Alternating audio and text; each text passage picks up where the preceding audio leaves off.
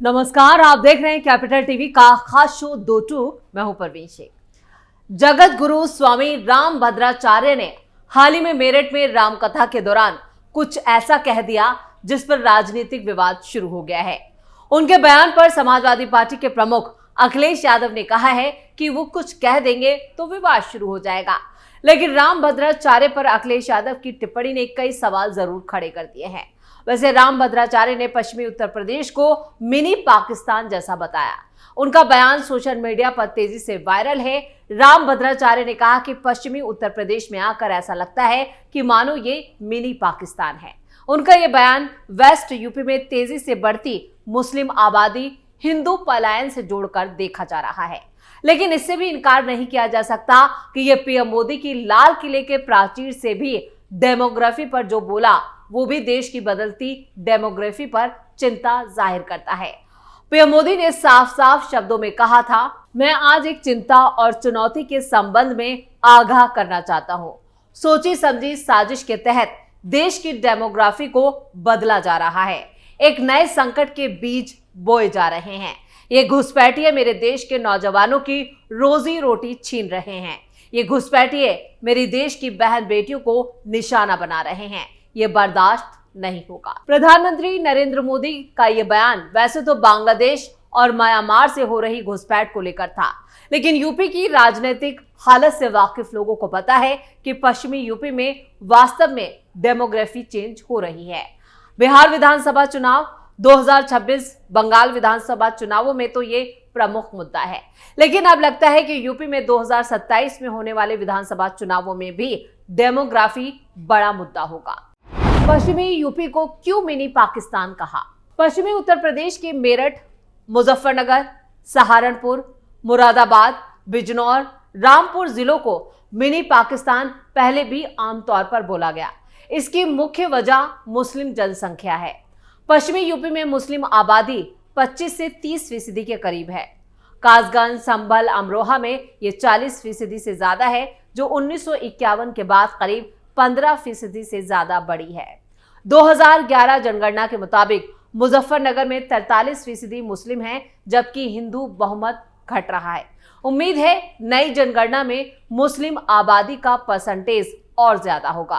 पूर्व बीजेपी विधायक संगीत सोम ने भी 2023 में इसी तरह का बयान दिया था। उन्होंने दावा किया था कि बढ़ती मुस्लिम आबादी और तुष्टीकरण की राजनीति से पश्चिमी यूपी मिनी पाकिस्तान बन रहा है।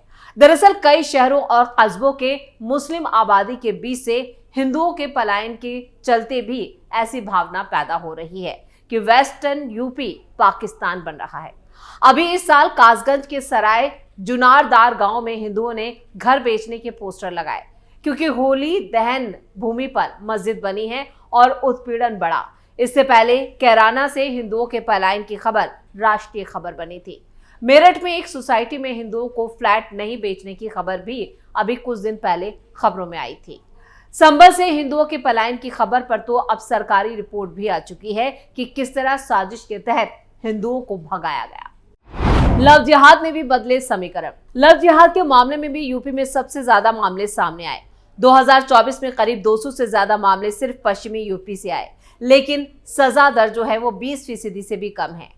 रामभद्राचार्य का बयान मोदी की डेमोग्राफी चेंज चिंता को विस्तार देने की कवायद से जोड़कर भी देखा जा रहा है। यह बयान प्रधानमंत्री नरेंद्र मोदी की हालिया चेतावनियों से भी मेल खाता है, जिसमें उन्होंने घुसपैठ और जनसांख्यिकी के बदलाव को राष्ट्रीय सुरक्षा से जोड़ा। क्या यह बयान मोदी की डेमोग्राफी चिंता को स्थानीय स्तर पर विस्तार देने की रणनीति है? 15 अगस्त को पीएम मोदी ने हाई पावर डेमोग्राफी मिशन की घोषणा की, जो घुसपैठियों को रोकने और आबादी संतुलन बनाए रखने पर केंद्रित है। 22 अगस्त को उन्होंने बिहार में फिर दोहराया कि घुसपैठिए डेमोग्राफी बदल रहे हैं, एनडीए सरकार इसे रोकेगी।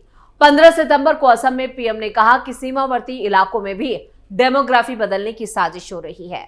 घुसपैठियों को आश्रय देने वालों को कीमत चुकानी पड़ेगी। इसके पहले पिछले साल अक्टूबर में पीएम ने झारखंड में भी ये चिंता जताई थी कि घुसपैठिए यानी कि अवैध प्रवासियों के जनजातीय जमीन पर कब्जे और डेमोग्राफी बदलने की कोशिश की जा रही है। जाहिर है डेमोग्राफी मिशन में कहीं से भी पश्चिमी यूपी की बात नहीं हो रही थी। राम भद्राचार्य के इस बयान के बाद उम्मीद है कि पश्चिमी यूपी के जिलों की चर्चा शुरू हो चुकी है। पश्चिमी यूपी के मेरठ, सहारनपुर, रामपुर, जहां 2011 की जनगणना के मुताबिक मुस्लिम आबादी 30 से 50% है। राम भद्राचार्य ने इसे मिनी पाकिस्तान कहकर मोदी के घुसपैठ नैरेटिव को स्थानीय रंग दे दिया है। ये 2027 के यूपी विधानसभा चुनावों की तैयारी है। जगत गुरु स्वामी राम भद्राचार्य के मिनी पाकिस्तान वाले बयान को 2027 के उत्तर प्रदेश विधानसभा चुनाव से भी जोड़कर देखा जा रहा है। कहा जा रहा है कि एक रणनीतिक कदम के रूप में इसे अपनाया जा रहा है। क्या ये वास्तव में बीजेपी और योगी आदित्यनाथ के लिए चुनावी जमीन तैयार करने की रणनीति है? राम भद्राचार्य का बयान पश्चिमी यूपी के संवेदनशील डेमोग्राफी मुद्दे को उठाता है, जो बीजेपी के लिए हमेशा से काफी खास रहा है। पश्चिमी यूपी में 2011 की जनगणना के मुताबिक मुस्लिम आबादी जो है वो 30 से 50% है और हिंदू पलायन और घुसपैठ की शिकायतें लंबे वक्त से आ रही हैं।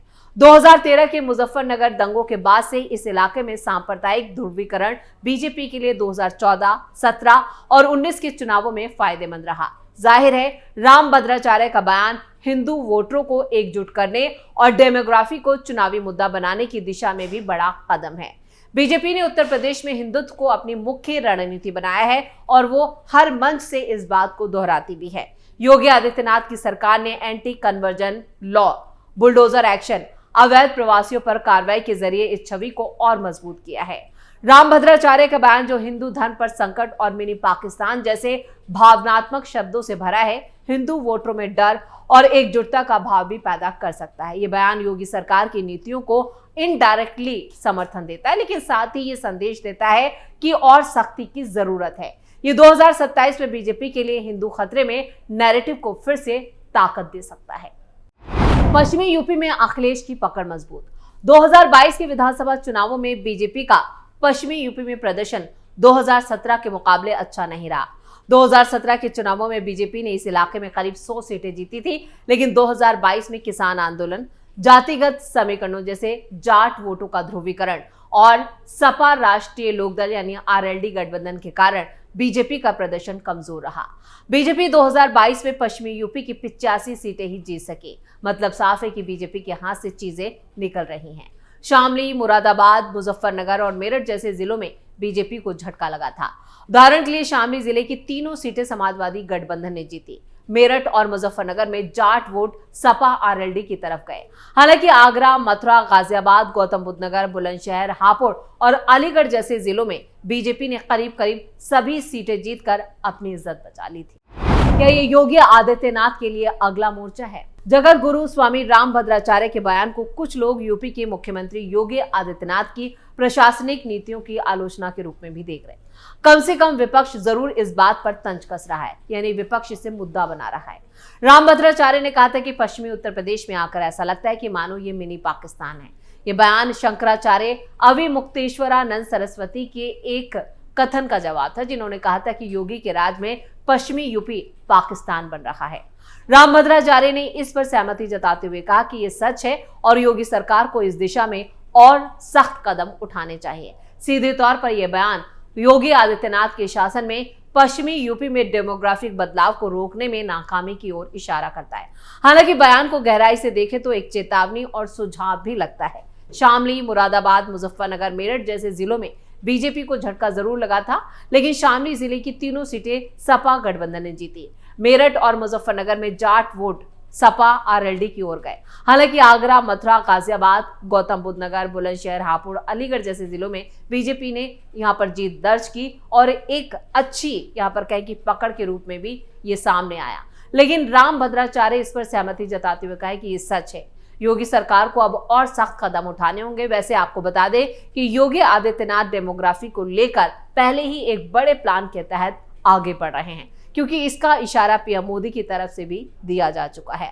हालांकि बयान को गहराई से देखें तो एक चेतावनी और सुझाव दोनों ही थे और यहाँ पर हिंदुओं के पलायन, घुसपैठ, मुस्लिम आबादी में तेजी से बढ़ती जो आबादी है वो चिंता का विषय है। हिंदू परिवारों से 3 संतान पैदा करने और हर धर्म की पाठशाला खोलने का आह्वान, ये योगी सरकार की नीतियों की यहाँ पर कह कि एक तरफ से एक प्लान के तहत ही आगे बढ़ रहा है। हिंदू समुदाय और सरकार दोनों को जागरूक करने की कोशिश भी है।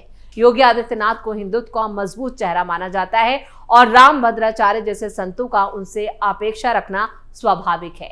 योगी आदित्यनाथ की सरकार ने 2017 से कई सख्त कदम उठाए जो डेमोग्राफी बदलाव और सांप्रदायिक तनाव को कंट्रोल करने के लिए ही एंटी कन्वर्जन लॉ 2020 लेकर आए। अवैध निर्माण और अपराधियों के खिलाफ सख्ती, जिसे कुछ लोगों ने मुस्लिम विरोधी भी माना, लेकिन ऐसा नहीं है। ये डेमोग्राफी में जो बदलाव और जिस पर चिंता जाहिर की जा रही है उसके तहत भी एक बड़ी रणनीति है। अवैध प्रवासियों को पकड़ना। 2025 में रामपुर में एनआईए छापे के दौरान भी बड़ी संख्या में लोग पकड़े गए। 2013 के मुजफ्फरनगर दंगों के बाद योगी सरकार में बड़े दंगे नहीं हुए। रामभद्राचार्य का बयान इन मुद्दों को जाहिर करता है जो इनडायरेक्टली रूप से योगी सरकार की नीतियों की सीमाओं को भी दर्शाता है। संभल में 2024 में सांप्रदायिक तनाव और हिंदू परिवारों का पलायन योगी के लॉ एंड ऑर्डर दावों पर सवाल जरूर खड़े करता है, लेकिन उसके बावजूद जो उस पर एक्शन हुआ उसके बाद यहां पर रामभद्राचार्य जैसे संतों ने भी इसकी तारीफ की। हिंदूवादी एजेंडे के समर्थक हैं और उनकी सरकार की सख्ती की तारीफ भी करते हैं। बयान में योगी को सीधे सीधे दोष देने की बजाय उन्होंने स्थिति की गंभीरता पर ध्यान दिलाया और जिसको लेकर अब एक्शन जारी है। इधर अखिलेश यादव जो मुस्लिम तुष्टीकरण की राजनीति करते आए हैं, अब उनके वोट बैंक पर बड़ा सवाल खड़ा हो रहा है। इसलिए सबसे ज्यादा सपा प्रमुख अखिलेश यादव बौखलाए हुए नजर आ रहे हैं। इस खास शो में इतना ही। वीडियो कैसा लगा कमेंट करके अपनी राय जरूर दें। वीडियो को लाइक करें, शेयर करें और कैपिटल टीवी को सब्सक्राइब जरूर करें। धन्यवाद।